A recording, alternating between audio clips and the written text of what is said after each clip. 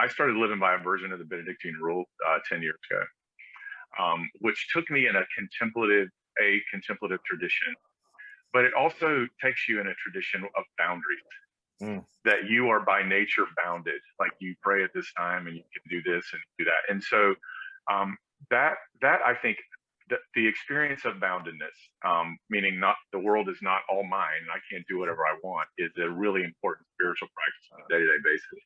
I would say that in that tradition, and this is mediated through people, not just like Benedict, but, Bernard of Clairvaux in the desert tradition and Julian of Norwich and people like that. But really comes a beautiful expression in America through Howard Thurman. It's this instinct to identify with the quote, weak Christ, with the Christ who is identified, as Thurman says, with those whose backs are against the wall, and to see Christ there. That is a deeply patristic, deeply medieval approach to understanding that was strongly picked up in the African American church, is Christ's identification with this place of pain being the place of life. And I think that as long as I was in a spirituality in the Reformed American Evangelical Church that is largely about cognitive mastery and dominion over the other worldviews that are allegedly destroying things, and not about fellowship with Christ in the dark places of the world and in the painful places of the world where my life is small, which is what's actually true, then I could not turn to reparations, because one of the things I see that is evidence to me, not just of white supremacy, but of a form of spiritual death, is Christian leaders, and you can watch what's going to happen.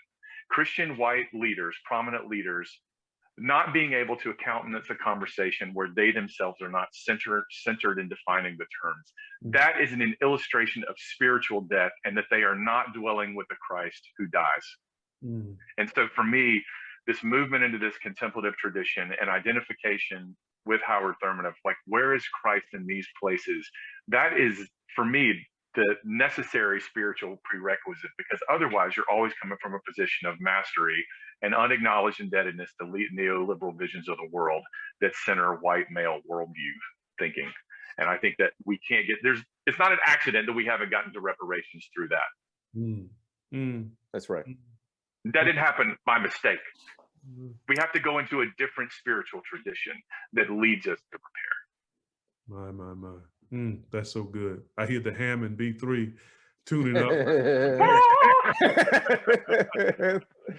That's right. The Julian of Norwich.